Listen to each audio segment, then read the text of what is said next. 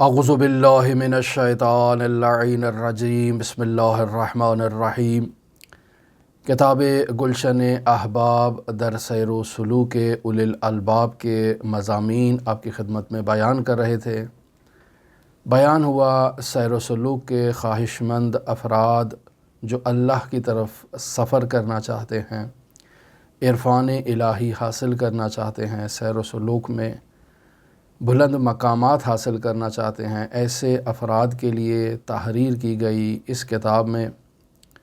نہایت ہی گراں قدر مطالب بیان کیے گئے ہیں کہ جن پر عمل کر کے، جن کی رعایت کر کے ایک انسان اللہ کی طرف سفر کر سکتا ہے اور کامیابی حاصل کر سکتا ہے۔ بیان ہوا کہ اس میں فارمولہ جو اس کتاب کے مصنف نے دیا ہے اور عرفان شیعی فقاہتی میں اسی فارمولے پر تمام ہمارے شیعہ فقہا نے فوکس کیا ہے، اور وہ یہی ہے کہ انسان اللہ کی اطاعت کرے، اللہ کے رسول کی اطاعت کرے اور اولی الامر کی اطاعت کرے۔ اس کا مطلب یہ ہے کہ ایک سالک کو اپنی تمام زندگی میں اور تمام سلوکی سفر میں اطاعت کرنا ہے اور ہرگز نافرمانی نہیں کرنا۔ اگر ایک سالک نافرمانی کرتا ہے تو یہ نافرمانی اس کے لیے بندش ایجاد کرتی ہے، یعنی اس کے پیروں میں ایک ایسی زنجیر بن کر ٹھہر جاتی ہے جو اسے ملکوت کی طرف پرواز نہیں کرنے دیتی۔ اور اگر ایک انسان اطاعت اختیار کرتا ہے تو یہ اطاعت در واقع اس کے لیے ایسے پروں کا کردار ادا کرتی ہے کہ جن کی بدولت وہ ملکوت کی طرف پرواز کر سکتا ہے۔ لہٰذا شیعہ فقہا عرفاء نے انسان کو یہ تعلیم دی ہے کہ ایھا الانسان السالک، تو اللہ کی طرف سفر کرنا چاہتا ہے تو تیری زندگی میں کبھی اللہ کی، اللہ کے رسول کی اور اولی الامر کی نافرمانی مکتوب نہیں ہونی چاہیے۔ اگر تو نافرمان ہے تو اس کا مطلب ہے تو مطیع نہیں ہے، اور اگر تو مطیع نہیں ہے تو اس کا مطلب ہے تو عارف نہیں ہے، تو عاشق نہیں ہے، چونکہ عاشق ہرگز اپنے معشوق کی نارضایتی مول نہیں لیتا۔ لہٰذا یہاں اس کتاب کے اندر جو اصول بیان کیے گئے جو انسان کے لیے بندش ایجاد کرتے ہیں اور انسان کو ملکوت کی طرف پرواز کر دینے سے روکتے ہیں، ان میں سر فہرست جس عامل کو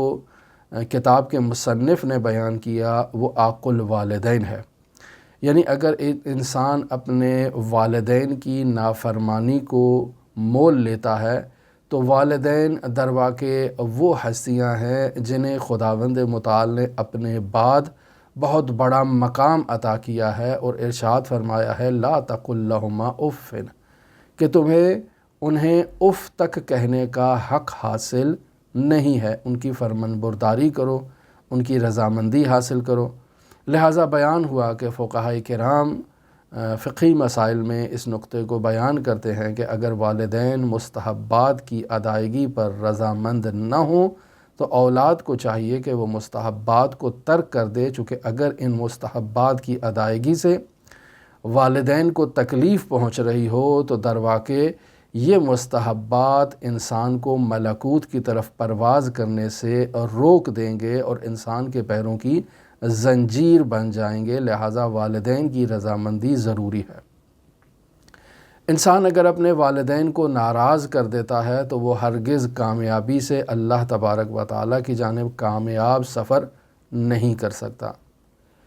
لہٰذا بیان ہوا کہ آج کے دن ہم والدین کے حقوق کے بارے میں آپ کی خدمت میں کچھ نکات بیان کریں گے، اور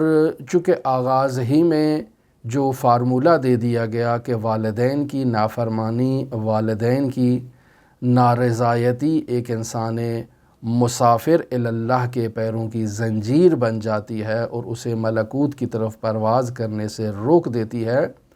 لہٰذا اگر ایک سالک اللہ کی زندگی میں والدین کی نافرمانی موجود ہے تو وہ جو محنت بھی کرتا ہے وہ محنت اس کی رائگاں جاتی ہے، اللہ کی بارگاہ تک وہ اس کا عمل عروج اختیار نہیں کرتا، صعود اختیار نہیں کرتا، بلندیوں تک نہیں پہنچتا، اللہ کی بارگاہ میں مقبول نہیں ہوتا۔ لیکن دنیاوی معاملات میں، دنیاوی زندگی میں بھی اگر ایک انسان کے نامہ اعمال میں والدین کی نارضایتی موجود ہے تو ایسا انسان دنیاوی معاملات میں بھی جس معاملے کو بھی انجام دے گا وہ معاملہ اس کے لیے نفع بخش نہیں ہوگا، اس معاملے میں اس کے لیے بندش ایجاد ہو چکی ہوگی، جو کام بھی کرنا چاہے اس میں اسے کامیابی نصیب نہیں ہوگی۔ پہلے بھی بیان ہوا مرحوم آیت اللہ حسینیہ طہرانی سے متعلق کہ کسی نے ان سے سوال کیا کہ میری زندگی میں ایسی بندش ایجاد ہو چکی ہے، جس کام میں بھی ہاتھ ڈالتا ہوں وہ کام نتیجہ خیز نہیں ہوتا، مجھے کامیابی نصیب نہیں ہوتی۔ آیت اللہ نے سوال کیا کہ تم اپنے والدین کے ساتھ تمہارے کیا تعلقات ہیں؟ تو اس نے کہا 20 سال سے قطع رحمی اختیار کیے ہوئے ہوں، نہ میں انہیں دیکھنا چاہتا ہوں، نہ ان کی بات سننا چاہتا ہوں، نہ ان سے ملاقات کرنا چاہتا ہوں، اس قدر شدید قطع رحمی ہو چکی ہے۔ آیت اللہ حسینیہ طہرانی نے کہا اگر تم اپنی اس کیفیت کو برطرف کرنا چاہتے ہو تو جاؤ اپنے والدین کو راضی کرو۔ آج جو یہاں کتاب کے مصنف بیان کر رہے ہیں وہ ایسے شخصی کا ایک واقعہ ہے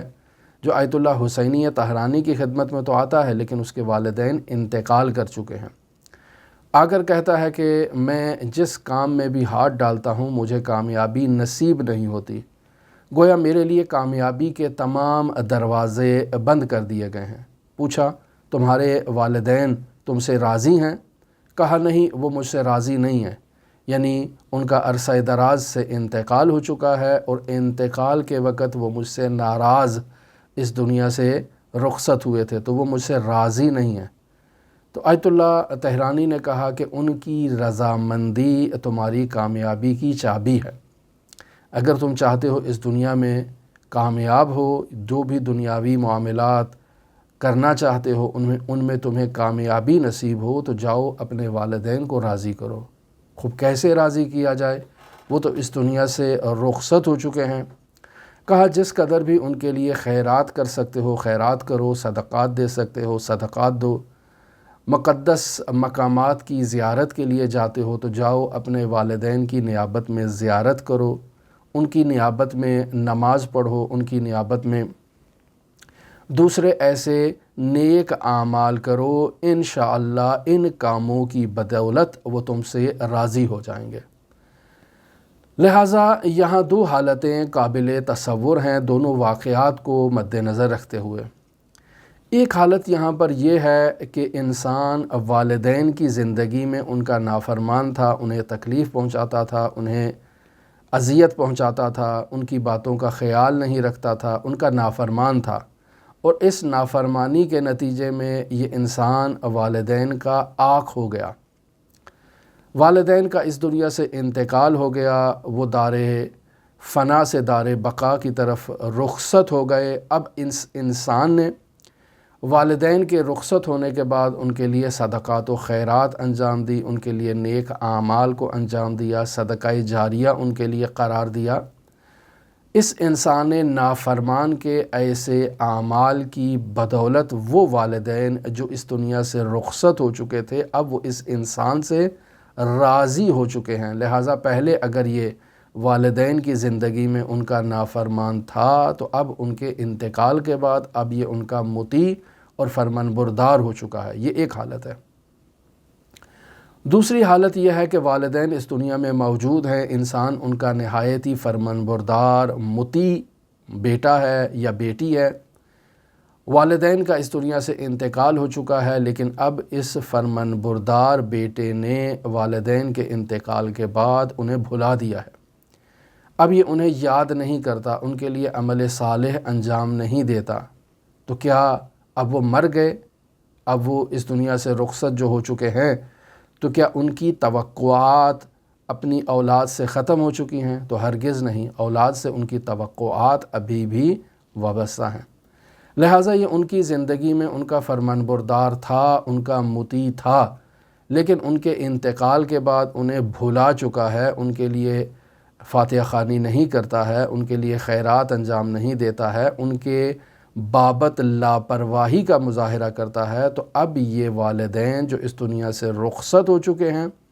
یہ اپنے اس اولاد کی اس لاپرواہی کے نتیجے میں اسے عاق کر دیتے ہیں، اس سے ناراضی ہو جاتے ہیں۔ لہٰذا ایسا انسان بھی اپنی زندگی میں جو کام بھی کرنا چاہے اس میں اسے کامیابی نصیب نہیں ہوتی ہے۔ پس دو حالتیں میں نے آپ کی خدمت میں بیان کی ہیں۔ پہلی حالت میں انسان والدین کی زندگی میں عاق تھا اور ان کے انتقال کے بعد ان کا فرمان بردار ہو گیا۔ دوسری حالت میں انسان والدین کی زندگی میں ان کا فرمان بردار تھا اور لاپرواہی کے نتیجے میں ان کے انتقال کے بعد ان کا عاق ہو گیا۔ لہٰذا ان دو حالتوں کو آپ مد نظر رکھیں، اور دونوں حالتوں سے متعلق جو ہے وہ روایات موجود ہیں۔ مرحوم مجلسی کتاب شریف بحار الانوار جلد نمبر 71 ہے، اور صفحہ نمبر 74 پر حضرت امام جعفر صادق علیہ الاف و تحیت و ثنا سے روایت کو نقل فرماتے ہیں۔ امام جعفر صادق علیہ الصلوۃ والسلام فرماتے ہیں یکون الرجل عاقا لوالدیہ فی حیاتہما، یہ وہ پہلی حالت ہے کہ انسان والدین کی زندگی میں عاق تھا، ان کا نافرمان بیٹا تھا۔ فیصوم عنہما بعد موتہما، ان کے انتقال کے بعد یہ نافرمان بیٹا اپنے والدین کی نیابت میں روزہ رکھتا ہے۔ ویصلی ویقضی عنہما الدین، ان کی نیابت میں نماز پڑھتا ہے، ان کے جو قرضے ہیں ان کی نیابت میں ان قرضوں کو ادا کر دیتا ہے۔ اب والدین کی زندگی میں ان کا نافرمان تھا، لیکن اللہ نے اسے ہدایت عطا کی، والدین کے انتقال کے بعد یہ ان کے لیے عمل صالح انجام دے رہا ہے، ان کے لیے روزہ رکھ رہا ہے، ان کے لیے نماز پڑھ رہا ہے۔ اگر انہوں نے اپنی زندگی میں کسی کا قرض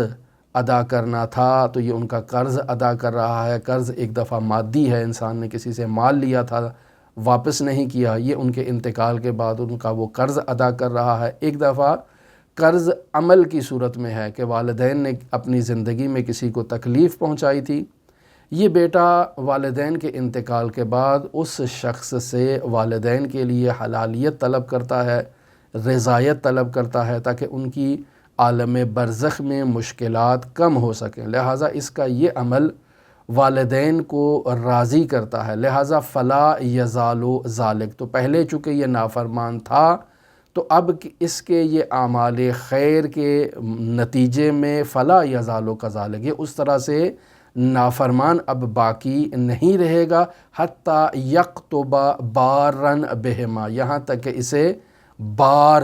لکھا جائے گا، یعنی ان کا فرمان بردار لکھا جائے گا۔ یعنی اب یہ والدین کا نافرمان نہیں رہا، اب یہ والدین کا فرمان بردار ہو چکا ہے۔ روایت میں دوسری حالت کو بھی یوں بیان کیا گیا ہے۔ حضرت امام جعفر صادق علیہ السلام فرماتے ہیں وَإِنَّهُ لَيَكُونُ بَارًا بِهِمَا فِي حَيَاتِهِمَا، یہ انسان اپنے والدین کی زندگی میں بار تھا، فرمان بردار تھا، نیک تھا، والدین کا خدمت گزار تھا۔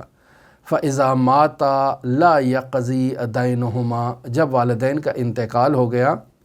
تو یہ والدین کے قرضوں کو ادا نہیں کرتا۔ وَلَا يَبُرُّهُمَا بِوَجْهٍ مِّنَ الْوُجُوهِ الْبِرِّ، جو نیکی کی مختلف صورتیں ہیں، مختلف اقسام ہیں، یہ کسی بھی عنوان سے ان اقسام میں سے کسی بھی قسم کی نیکی اپنے والدین کے حق میں انجام نہیں دیتا، نہ صدقات دیتا ہے، نہ خیرات کرتا ہے، نہ روزے رکھتا ہے، نہ نمازیں پڑھتا ہے، کسی قسم کا بھی عمل خیر اپنے والدین کے لیے انجام نہیں دے رہا۔ تو فرما رہے ہیں امام صادق علیہ الصلوۃ والسلام فلا یزال کذالک، یہ اسی طرح سے فرمان بردار جیسے ان کی زندگی میں فرمان بردار تھا، اسی طرح سے اب ان کے انتقال کے بعد ان کا فرمان بردار باقی نہیں رہے گا، حتیٰ یکتب عاقا، یہاں تک کہ اسے عاق تحریر کیا جائے گا۔ خوب، یہ روایت جو حضرت امام جعفر صادق علیہ الصلوۃ والسلام سے بیان ہوئی، تو یہاں کوئی سوال کر سکتا ہے بھئی اس کی دلیل کیا ہے؟ تو یہاں آیت اللہ طہرانی فرما رہے ہیں کہ والدین کے انتقال کے بعد وہ معدوم نہیں ہو جاتے جو انسان تصور کرے کہ بھئی اب وہ ختم ہو چکے ہیں، وہ معدوم ہو چکے ہیں، اب ان کی رضامندی یا ان کی نارضایتی میرے لیے کوئی میٹر نہیں رکھتی ہے، میرے لیے کوئی اہمیت نہیں رکھتی ہے۔ نہیں عزیزان محترم، والدین اس دنیا سے انتقال کے بعد تجرد اختیار کر چکے ہیں، یعنی انسان کی حقیقت اس کا مادی جسم نہیں ہے، بلکہ انسان کی حقیقت وہ روح ہے، وہ نفس ناطقہ ہے جو انسان کے وجود میں اس کی حقیقت پہچانی جاتی ہے۔ لہٰذا انسان کے بدن سے جب موت آتی ہے اور وہ روح کا بدن سے تعلق، یعنی روح کی بدن پر مدیریت، مینجمنٹ جب ختم ہو جاتی ہے، تو اس کا یہ مطلب نہیں ہوتا کہ وہ روح ختم ہو گئی ہے، بلکہ وہ ایک دار سے دار قرار، دار بقا کی طرف منتقل ہو چکی ہے۔ لہٰذا اگر انسان مومن ہے تو اس ایمان کے تناسب سے اس کا تجرد مضبوط سے مضبوط تر ہوتا جائے گا۔ بس یہاں بھی مراتب ہیں، کسی کا تجرد کم درجے کا ہے، کسی کا اس سے زیادہ درجے کا، کسی کا بہت زیادہ درجے کا تجرد ہے، لیکن وہ زندہ ہیں، ان کی ایک دوسری حیات ہے، اور اس دوسری زندگی میں بھی وہ اپنی اولاد کی طرف متوجہ ہیں، اپنے اولاد کے احسانات اور ان کی طرف سے بھیجے جانے والے صدقات و خیرات کو وصول کرتے ہیں، اس پر خوشحالی کا اظہار کرتے ہیں، اور اگر اولاد ان کے لیے عمل صالح انجام نہیں دیتی تو وہ ناراض ہوتے ہیں، اور ان کی ناراضگی اس عالم برزخ میں موجود والدین کی ناراضگی اس اولاد کے لیے آگ مکتوب کی جائے گی، اور اس اولاد کو نافرمان کہا جائے گا۔ لہٰذا یہاں مرحوم جو ہے وہ اس کتاب کے مصنف یہاں پر 2 عدد روایات کو تحریر کرتے ہیں، جسے کل انشاءاللہ آپ کی خدمت میں بیان کریں گے۔ ہماری دعا ہے کہ خداوند متعال ہمیں اپنے والدین کا فرمان بردار، مطیع مکتوب فرمائے، اور خداوند متعال ہمارے والدین کو ہم سے راضی و خوشنود قرار دے۔ اللہم صلی علی محمد و آل محمد وعجل فرج قائم آل محمد۔